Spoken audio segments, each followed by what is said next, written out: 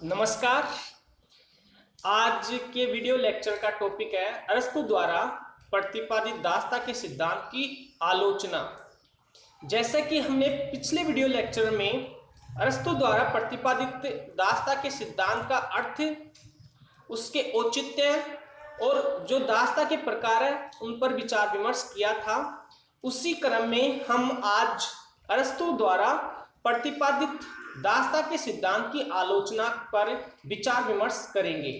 जैसा कि यह तो सर्वविदित है कि अरस्तु ने अपनी पुस्तक पॉलिटिक्स में दास्ता के सिद्धांत का प्रतिपादन किया था और तत्कालीन जो सोफिस्ट विचारक हैं जैसे एल्सिडेमस, एंटीफोन जैसे विचारकों ने भी इस दास्ता के सिद्धांत का अमानवीय आधार पर खंडन किया। उसी तरीके से आज के विभिन्न विद्वान ने अनेक तर्कों के माध्यम से अरस्तु द्वारा प्रतिपादित दास्ता के सिद्धांत का खंडन किया है। कुछ ने इसे अमानवीय बताया है, तो कुछ विद्वानों ने इसे अलोकतांत्रिक घोषित किया और कुछ ने इसे अव्यावहारिक बताकर इसकी निंदा की है। इसी क्रम में हम जो अरस्तु के दास्ता के सिद्धांत की पहली आलोचना की जाती है वो है दास्ता अप्राकृतिक है। यह तो सत्य है कि विविधता प्रकृति का नियम है। सभी व्यक्ति समान नहीं होते हैं। सभी व्यक्तियों में, उनके गुणों में, उनके शारीरिक बल में, उनके नेतृत्व में, उनके वाक्पटुता में अंतर होता है, लेकिन इसके पीछे सभी मनुष्यों में मनुष्यत्व का गुण भी पाया जाता है, जिसकी अवहेलना कोई भी व्यक्ति, कोई भी समाज, कोई भी संस्थाएं और कोई भी सरकार नहीं कर सकती। वो है प्रत्येक व्यक्ति की गरिमा और गौरव, जिसकी अवहेलना कोई भी नहीं कर सकता।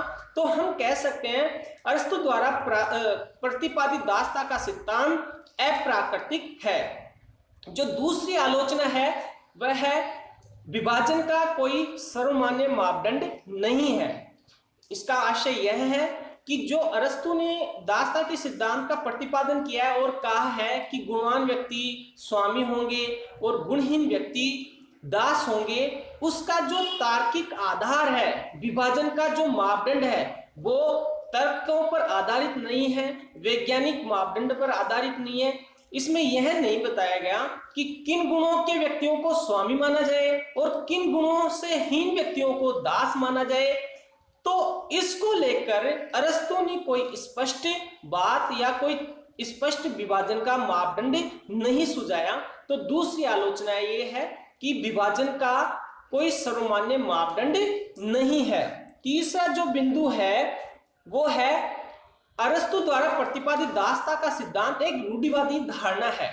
अरस्तु को राजनीति विज्ञान का जनक माना जाता है और उन्होंने उस समय भी 158 संविधानों का तुलनात्मक विश्लेषण किया था, लेकिन फिर भी जब यह अपना दास्ता का सिद्धांत प्रतिपादित करता है तो वह एक वैज्ञानिक की तरह न प्रतिपादित कर एक यूनानी नागरिक की तरह इस सिद्धांत का प्रतिपादन करता है और उसका औचित्य सिद्ध करता है। इससे ये जो सिद्धांत है ये उसका प्रगतिशील सिद्धांत न होकर एक रूढ़िवादी सिद्धांत है जो यूनानी प्रथाओं और परंपराओं पर प्रचलित है और उसको सिद्ध करने का प्रयास अरस्तु करता है। जो चौथी आलोचना है वो ये है कि ये जो अरस्तु द्वारा प्रतिपादित दास्ता का सिद्धांत है वह अलोकतांत्रिक है। जैसा कि वर्तमान समय में सभी देशों में, लगभग सभी देशों में लोकतंत्र चलता है, यानी लोकतांत्रिक शासन प्रणाली का युग है और सभी देश समानता, स्वतंत्रता, अधिकारों को महत्ता देते हैं। सभी नागरिकों को एक से अधिकार दे रखे हैं, एक सी समानता प्रदान कर रखी है और सभी की स्वतंत्रता भी एक सी है। जब हम स्वतंत्रता, समानता और अधिकारों के आधार पर दास्ता के सिद्धांत का औचित्य सिद्ध करते हैं तो ये हमें अलोकतांत्रिक दिखाई देता है। लोकतांत्रिक सिद्धांतों के आधार पर हम दास्ता के सिद्धांत का खंडन करते हैं। जो नेक्स्ट जो बिंदु है आलोचना का वो है जातीय अहंकार का तुष्टिकरण। अरस्तु ने जब यह बताया कि युद्ध में बंदी बनाए गए सैनिकों को भी दास बनाया जा सकता है, लेकिन यूनानी व्यक्तियों को दास नहीं बनाया जा सकता, तो इस कथन में उनके जातीय अहंकार के जो तत्व हैं वो दृष्टिगोचर होते हैं। तो इस प्रकार ये जो दासता का सिद्धांत है अरस्तु द्वारा प्रतिपादित, इसकी इन बिंदुओं के आधार पे आलोचना की जाती है।